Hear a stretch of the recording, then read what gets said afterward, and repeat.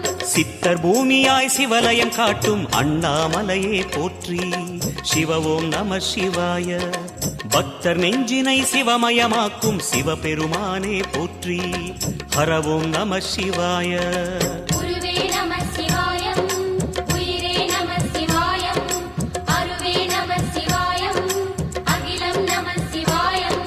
நம சிவாய நம சிவாய ஓம் நம சிவாய. நம சிவாய நம சிவாய ஓம் நம சிவாய.